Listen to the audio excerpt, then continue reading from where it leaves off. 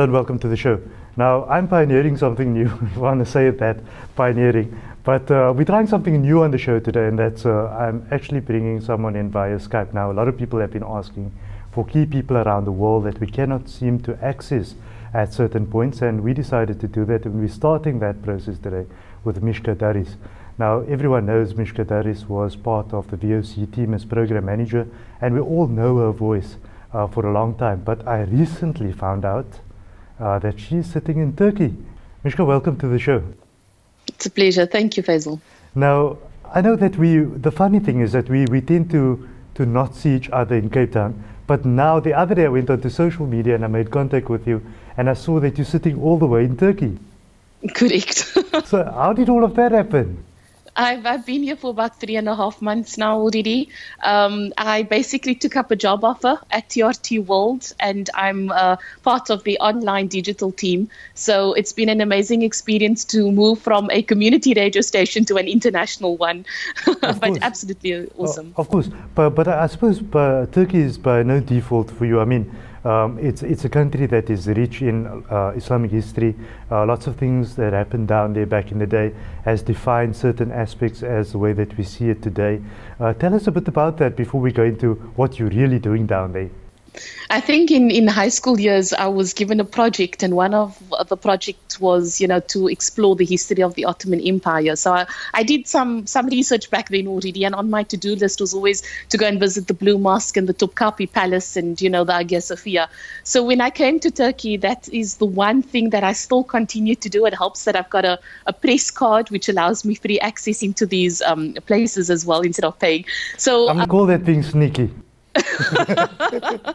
So basically, we able to, or I'm at least able to go and refresh myself and breathe in the history, the rich history of the Ottoman Empire, of I think the most grandest of the empires to be alive, per se, Islamic empires, that is. So I've been to the Blue Mosque, which I can't remember the years exactly, but all those pictures up on my Facebook page. And the Hagia Sophia, though, for me has been the most fascinating of them all, in the sense that when I go there, you're able to see Christian, Byzantine, the period where it was used as a church, combined with a masjid when the Ottoman Empire took over. So you'll actually see discs, hanging up, huge discs hanging up on the walls that says Allah, Muhammad sallallahu alaihi wasallam, Abu Bakr, Umar. All of those names are up on those discs. And then you go to another level of the mosque, and you can actually see Mary alayhi salam and Jesus alayhi salam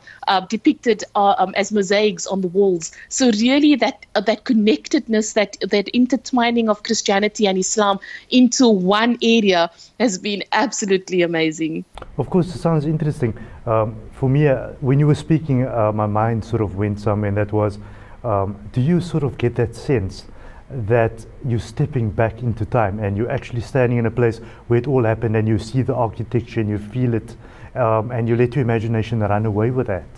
That is exactly what happens to me. So I end up, while I'm in the area itself, going onto the internet and looking at events and things that happened that was recorded during those time periods. I've actually just been recommended an absolutely fantastic book called Osman's Dream, which takes you back to the rise of the Ottoman Empire, and it's how they've managed to conquer 3 continents basically. And I'm going through that book, and I've realized maybe I need to revisit these sites, because now you see it from a different perspective completely. I think one of the most fascinating for me was going to the Topkapi Palace, and there was a door there that I could touch and feel and everything. And the historical value is that it was created in the 2nd century CE. So, being able to literally feel history, really, I cannot, I think it's absolutely riveting to even think about it. And what's interesting to me is you mentioned the word perspective, and getting a different perspective on things. And I think that's maybe something that I want to just expound on a little bit. And that is Cape Town. You go out there, and at the moment, you go out as a woman in media, program manager of Voice of the Cape, and we know you for that for many years, and being involved with the radio and that sort of thing. there's a big world out there, and there's a different perspective on things when you start getting out there. With all due respect to living in Cape Town and being involved with what we do, but you step into another time zone altogether. Tell us a bit about that. That you'd understand only when you experience it. A lot of my posts nowadays have been about, take that step, be brave enough to go and travel. And we know that is actually the call of and the sayings of the Prophet Muhammad sallallahu alaihi wasallam, go and travel far and wide if you can.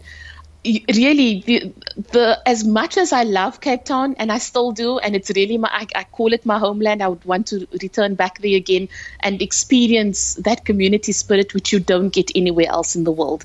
But coming to another country, you see how people see things. You see how they see Islam, how they see other human beings, what the events are like around the world. And being now in an international arena, a media hub where everything just converges, you actually see how cruel the world actually is. I've been actually battling with that question nowadays, the hurt, the anger, the revenge that's been going on in the mass killings that we've been seeing, in stabbings, in machete attacks, etc. So all of those things give you a really broader perspective of how things are seen, and especially now with the coup that just happened in Turkey. I'm not saying that people internationally knows or doesn't know politics, but being part of what has happened and seeing the reactions of the Turkish people, you actually get to understand that your perspective, looking from the outside in, is very different. You think what is right, what you think that this is the way and it's supposed to be like that. But when you are actually in the throng of it and in the moment of it, you actually realize, but that's actually not what the people want. 100%. So we have a situation, and and especially you from a media point of view, you deal with the news, for example, back home in Cape Town, and you're dealing with aspects, but dealing with it, reading it, editing it, and putting it out there to the balance of the public might be a vastly different experience to what you're seeing right now. It's actually walking into the very story that you normally report on. So that is absolutely different. And then I found out that you were in the middle of the coup, and I thought, okay, Mishka can't be responsible for it, but I wonder what the role she's playing in there. But so you want to tell us a bit about that, because I want to reserve part of this interview, and especially after the ad break, not to Turkey, but to you and your family and how they're dealing with all of that. So I don't want to go there right now. So let's talk about the coup itself. What happened? Were you running around? Were you one of those people that were, I don't know what we just saw a lot of things on TV. So where were you in all of that? You did see a lot of things, and obviously social media exacerbated, a lot of what happened as well. I was at the function. Yes, what happened was I was at the function, and Sheikh Riyad Fattar phones me, and he says, "What are you doing at the function?" So I said, "But I'm at the function. Why? What's going on?" And he said, "But don't you know what's going on in Turkey and stuff? You can't be sitting at the function and stuff." Like, what am I supposed to do? You know what I'm saying? Yeah. I think it came as a surprise for many people, yes, including us as journalists as well, because we didn't get a hint of something was in the working or in the making per se. So I was luckily at home that day, thank God. If it happened the week later, I would have been working in the offices one step back. When the soldiers came in. Yeah. One step back. The day before, the week before, 10 minutes before, everything was normal. Everything was normal. A normal day. It was an absolutely normal day. Nothing. That's absolutely I find nothing. That amazing. We even one of my friends that works on the television side of things, and she's got quite a bit of insight as to what's going on in Turkey. She basically, luckily, she said she walked home. One of her colleagues played a prank on her by switching off all the computers, and basically she decided, okay, she's had enough, and she's walking home. And as she walked home, she saw the tanks come up, and even at that time, she didn't understand what was going on. It was only when she got home and saw these posts on social media that she realized we're sitting in a coup. And it took us a very long time to figure out what was going on, I'll be honest with you, because the first thing that we heard was that the Bosphorus bridges were closed. And we were like, okay, this is strange because it's like the gateway between Asia and Istanbul. So the Bosphorus bridges were closed. Next thing we heard were the army tanks entering, and they were the ones that were actually blocking the bridges. And I think a few minutes after that, we had the Prime Minister come on air and say, we're sitting in the military coup at the moment in time. And we were like, what? Because all the satellites were down. So TRT World, the offices were invaded, and we couldn't broadcast at all. And the same on the Asian side as well. So everything of TRT, which is a state broadcaster, went down, including TRT World. But that's the key aspect, and that's to get the communication systems down first.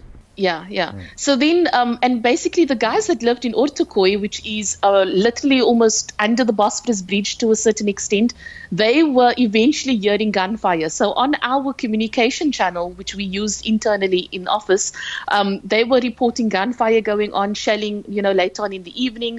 And then the next thing we saw was that President Erdogan going on air and saying that this is a coup and we're asking people to go to the streets and, take up arms against the pro-coup soldiers. And then I heard the adhan sound and I'm like, what's going on? It's like the middle of the night, probably 1:30, 2 o'clock at the time.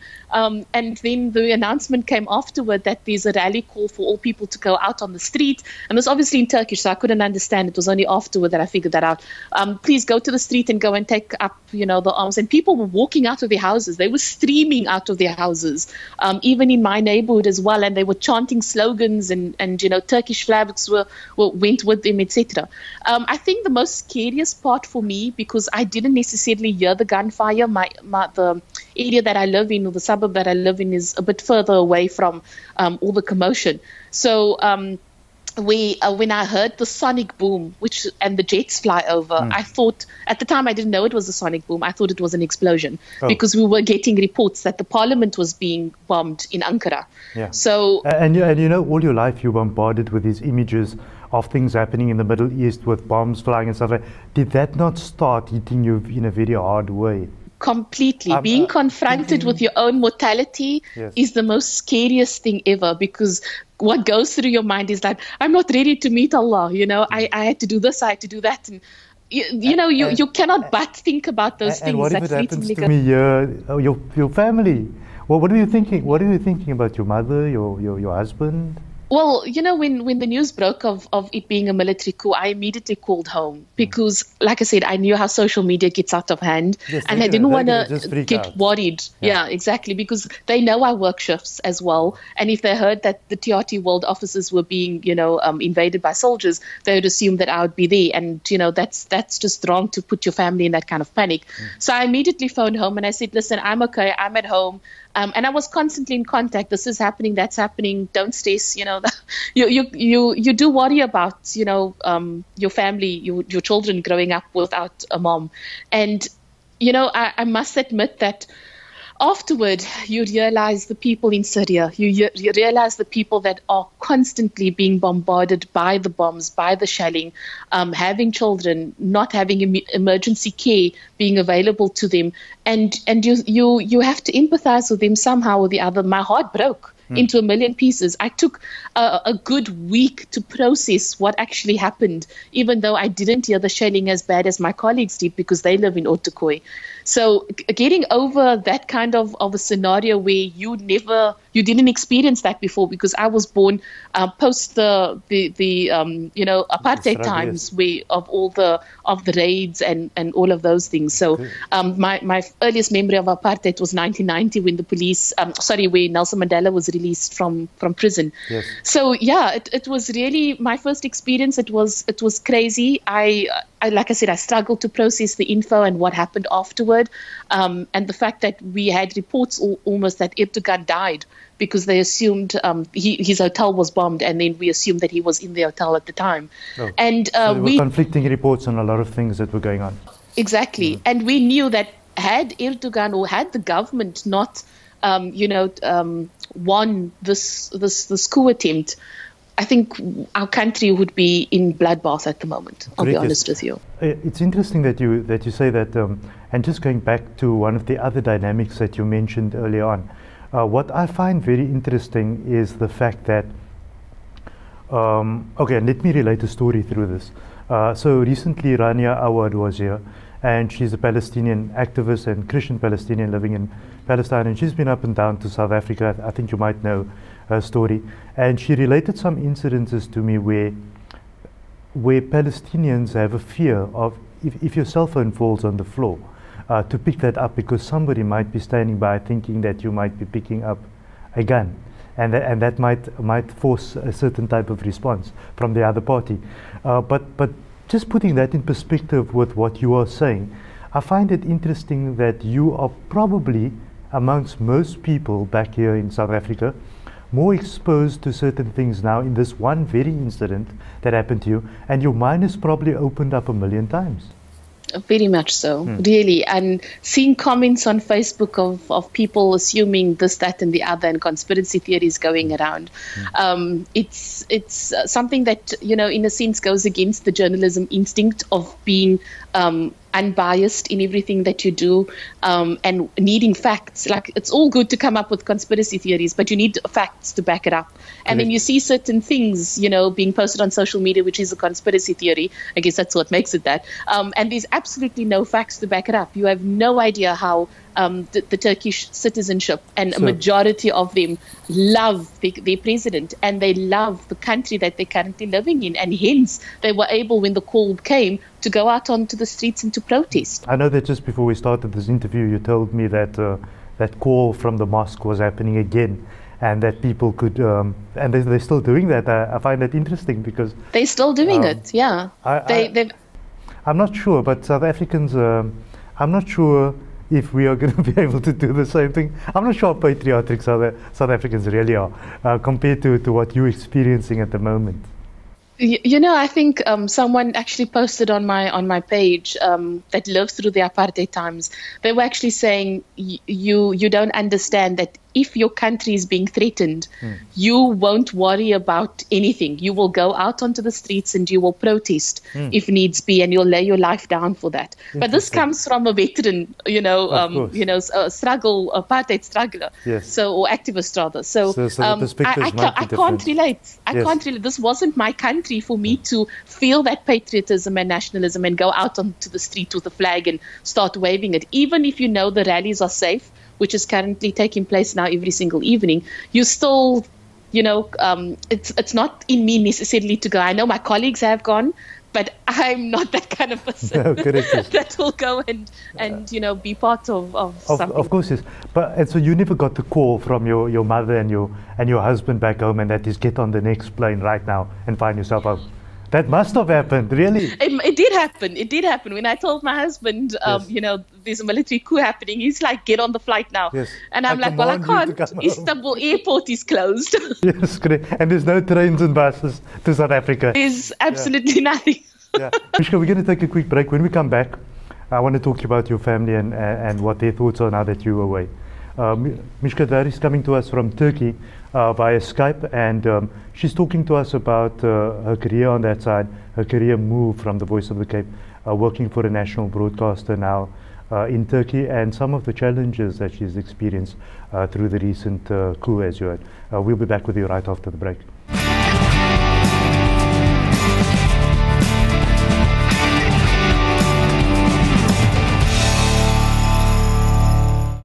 Welcome back. We're chatting to Mishka, and she's in Turkey at the moment. Like we just mentioned, she's been going through the coup, and she's on that side doing some work in the media space. She's come from Voice of the Cape as program manager. I know that Mishka and a couple of friends are also doing some social responsibility aspects that we also want to talk about in this last few minutes. Mishka, welcome back. Thank you. Now, so it's been exciting times for you, and I know that the last thing I spoke to you about just before we went to the break was the panic on the parents' side and your mother's side and the husband, and the response that we thought they would have, they probably did have. But thinking about all of that, doesn't that open up something else in your mind, that you are on the other side of the world? And I firmly believe that you should be on that side of the world and should experience life and come back and enrich our community with what you've learned on that side. That's what it's about. If we can't all go there, at least Mishka has gone there and she's seen it and she's able to put that back into society some way or the other. But with all of that being said, and with a brave face and doing it out there, you're alone out there and they're sitting out the side. How do you feel about that? It wasn't an easy decision. It was a decision taken over about 2 weeks or so, asking Allah for guidance. I made a lot of Salatul Istihara. I made lots of consultations with the family, with my husband, of course, with my mom, them all. And our decision was that let's do this. It's an amazing opportunity. Not everybody gets the opportunity to go from community radio into an international arena such as TRT World. And I couldn't say no to that opportunity. But at the same time, home is home. You can't necessarily uproot. Correct. What were your first moments when you got there and you just landed there and you realized, hey, all of these guys are back home. I'm really here. You miss them when you go to, especially on the sightseeing visits. Not necessarily when I'm working, because I do crazy shifts at times of 10-hour work days per se. But, and you're grateful that they're not with you at that time. But when it comes to visiting Turkey and experiencing Turkey, that's when you miss them most. You think, my husband Walid wouldn't like that. Yeah, but it can't. It just can't. It doesn't replace that. Yes, it doesn't correct. replace the feeling. Yeah, Yes. yeah. So obviously I miss them. I speak to them regularly via Skype. So Skype is not a new thing for me. We at least do Skype every second day, and I do a WhatsApp call chat with them every day. So at least they know I'm here. And my son, who's 1.5 years old, he also, he nowadays picks up the phone and says, "Mommy, hello." Random. That's very brave of you at 1.5 years old to make that move. Faizal, what I realized and what I keep telling my children is that if I don't do this and pursue my dream and be brave about it and go into the world, how are you going to take that example from me one day? Correct. It's no use mommy's telling you, go and pursue your dreams. If you have this opportunity, go and grab it with both hands. Yet mommy sits and regrets not, having had the opportunity to go to Turkey and be at an international media house. Correct. So I firmly believe that this is my journey and they've got their own journey as well. And I know a lot of people have criticized the move, but to be honest with you, you have not walked in my shoes. And I keep telling people that, you don't have, if you haven't walked in someone else's shoes, you won't understand what is in their mind. I must tell you something. This criticism aspect that you're talking about when people make certain decisions in their own lives that affect their own journeys. I say that many people that sit around on the side, on the fences, simply cannot do and won't do and don't have the guts to do what you're doing, and therefore they can criticize. I must be honest with you. That's the journey that they have to overcome. If they feel that they're not able to, they prefer their comfort zone, then they've got to ask themselves why. Something must have happened in their past that either a belief within them that has told them that you can't go further than this, or you cannot pursue this dream, or you cannot pursue that dream. Shake off those shackles. Shake off that kind of, of thinking. You have to start believing in yourself and believing who you are and believing that the only way you are going to find out who you really are and become closer to God is if you take up the opportunities that He's given you. And, the opportunity that came to me it was a wow moment, I'll be honest with you. I never thought I would get the job.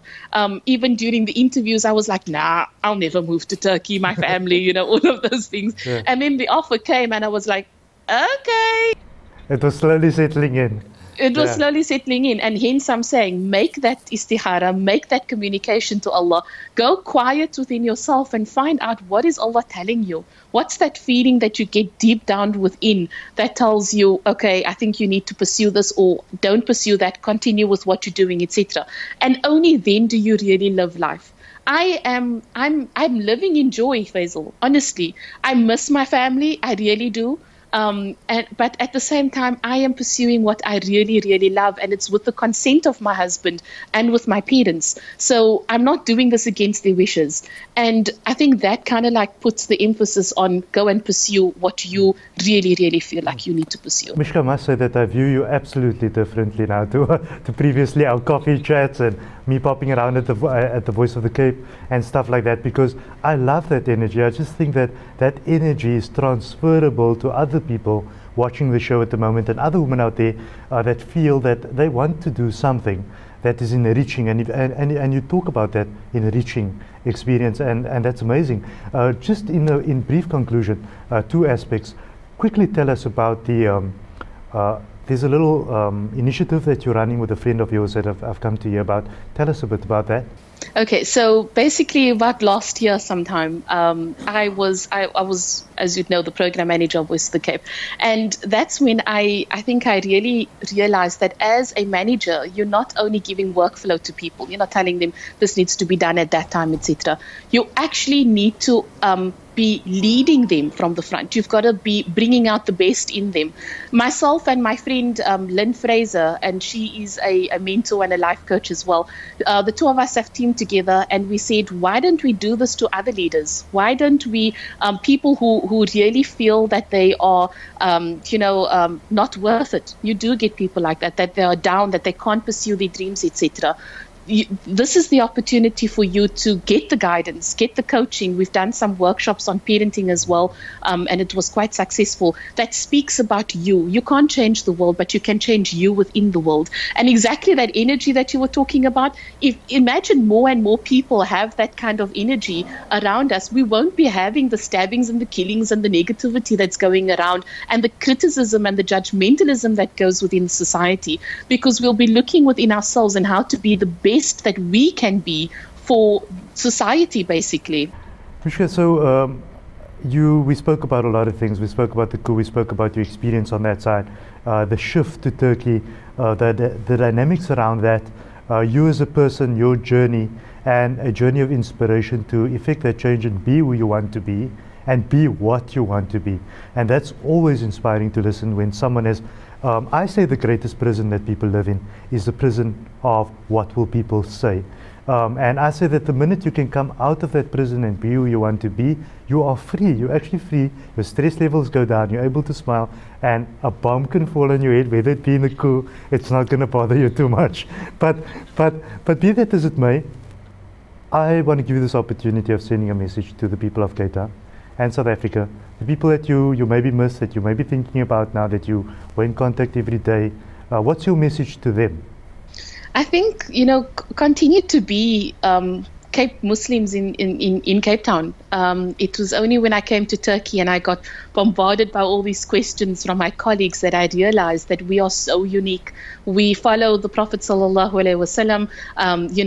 We have so many hufaz. We live in a country that's predominantly non-Muslim, but yet we have so many privileges and rights within that country. It's not being, at the moment, there's no coup against the president. There's no bombs that fall. We don't have to worry about terrorist threats, etc. But just the community spirit. I think Ramadan for me was one of my worst, I guess, here in Turkey, because I didn't have anyone to share iftar with, or the general culture isn't the same as it was back in Cape Town.